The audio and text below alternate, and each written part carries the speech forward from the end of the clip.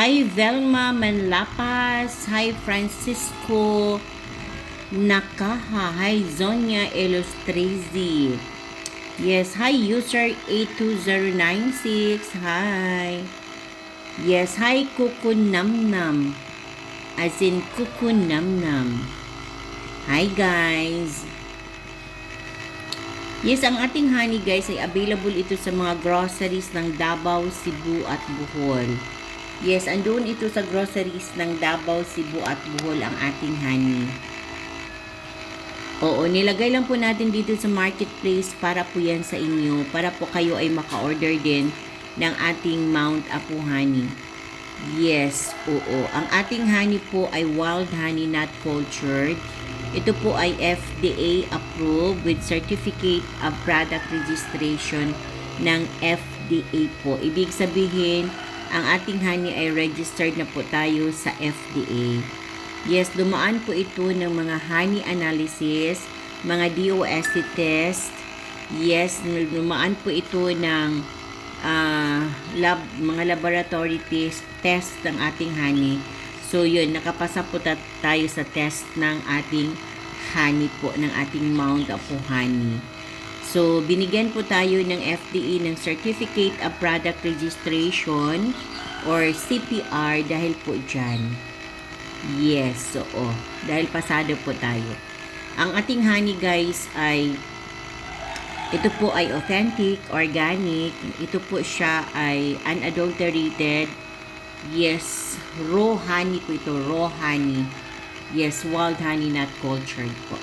Yan po ang ating Mount Apu honey.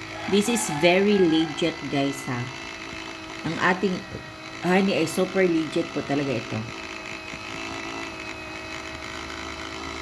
Pure at legit po talaga tayo. Meron tayong documents. Meron tayong supporting documents dito guys.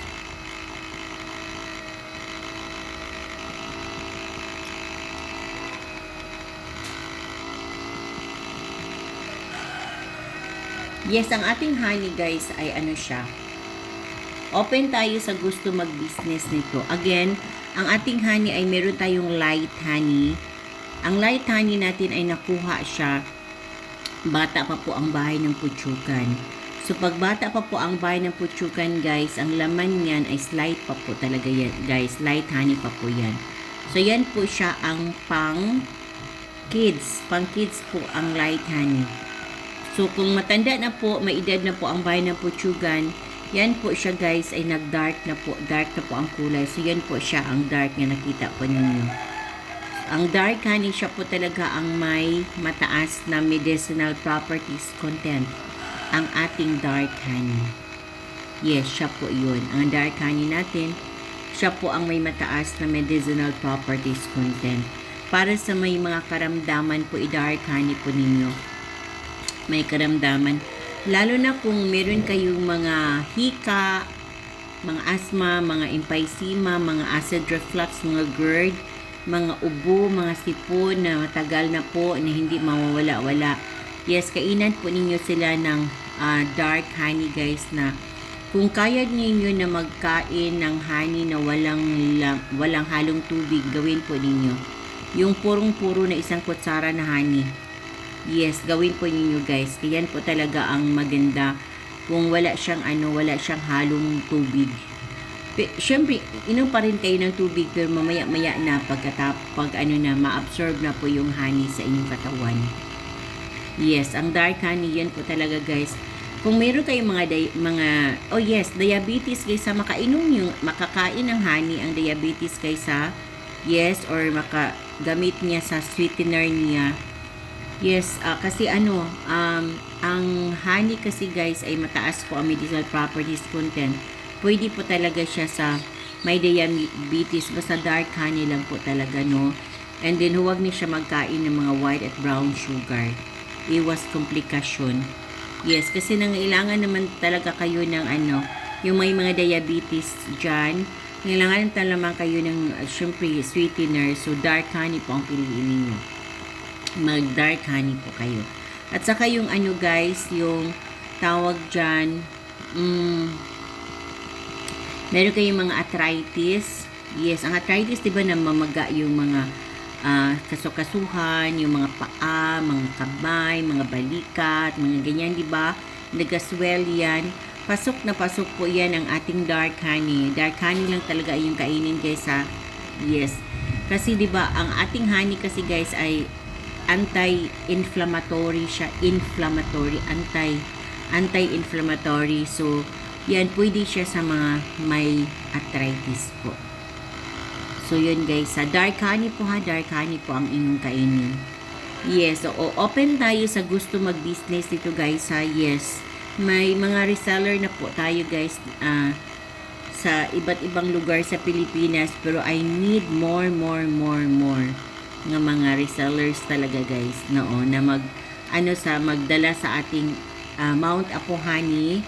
Yes, malaki po kasi ang commission ninyo nito guys kasi ganito yung nakita niyo dyan sa ating yellow basket, merong mga 24 bottles dyan yan siya, ang 24 bottles yan po siya ang itong maliit guys, ito po siya ang maging di ba 250 ml ito, 250 pesos.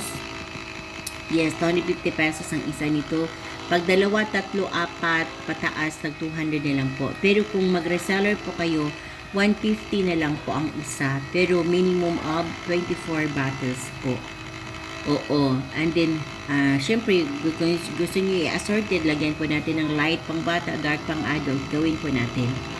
Yes, oo. Tapos, in every 24 bottles, meron akong palibre na isang bottle. So, ang ma-receive po ninyo ay 25 bottles na po. Then, ibenta niyo siya guys ng 250. Yes, 250 talaga ang bintahan nito. Itong ating 250 ml. Yes, itong ating flip-top bottle na super ganda na packaging. Yes, maganda po talaga ang packaging nito guys. Super ganda. Oo. Kung meron kayong mga bisita dyan, ng mga social, mga VIP, ganyan. Ito pang offer ninyo guys na pang yung sa sweetener, yung magpa-tea kayo, magpa-coffee, magpa-milk. Ito pang offer ninyo, itong ating bottle honey na flip-top bottle. Super ganda talaga. Tag 400 po ito siya guys. Tag 400, oo. Medyo pricey siya guys, pero super ganda talaga. Malaki po ito sa in-person. Tapos, super ganda ang kanyang bottle. And then, pang talaga siya, pang VIP. And then, siya, kung gusto niyo na magnegosyo nito, 24 bottles pa rin ang isang box nito. 312 na lang po ang isa. Pero, ibenta ninyo siya 400 to 500. Yan po ang bintahan ng ating flip-top bottle po. Yes, oo. Yan ang pong bintahan natin. Tapos, meron akong palibre na isang bottle din. Basta 24 bottles, meron akong palibre na isang bottle na ganito.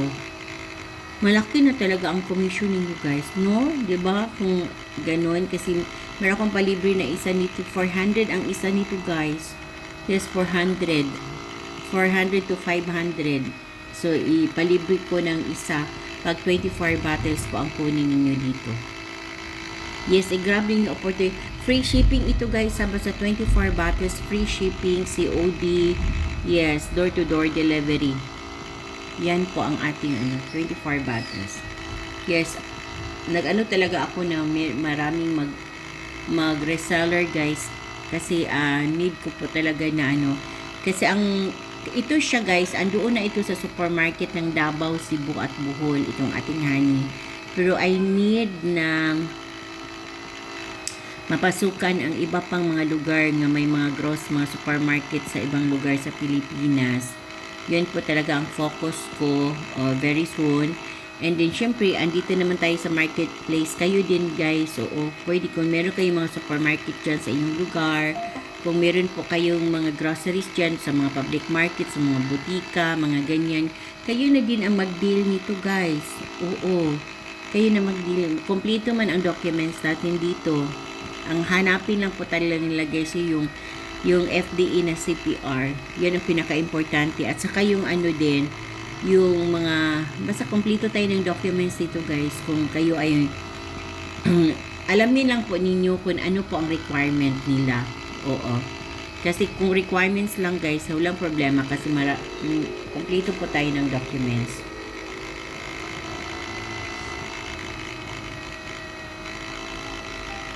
So, open tayo sa gusto magnegosyo ha. Yes, mag-business po kayo nito guys kasi maganda po ang very attractive po talaga ang business na honey guys sa market.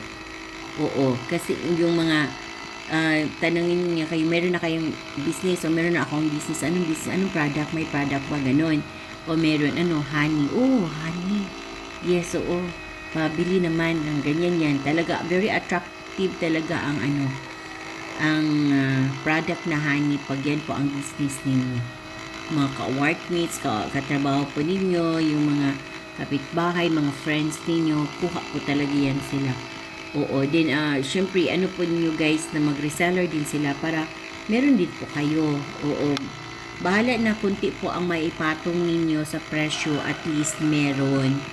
Oo, gusto ko talaga na maraming mag-reseller nito guys.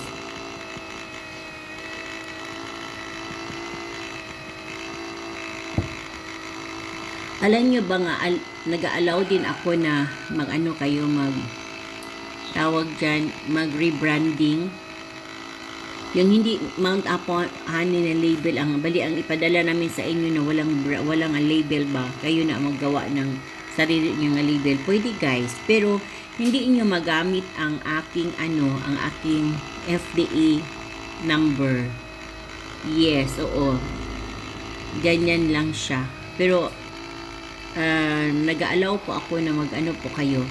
Alam niyo yung mga nasa market dyan, yung mga iba't ibang mga honey na parang guys, katulad nito na mga bottle na hindi Mount Aquani ang brand, galing po yan sa akin. Mga yan sila, nag-reseller po yan sila, nagsarili sila ng brand. So, I also allow that guys na mag-rebranding po kayo. Kayo na ang gumawa ng mga label ninyo. Kung kunwari sumikat na po yung ninyo, yung tawag dyan, yung brand, saka na kayo pag kumuha ng FDA certificate na naman para magkaroon kayong sariling talaga brand na registered sa FDA. Yan po ang ginagawa sa iba guys.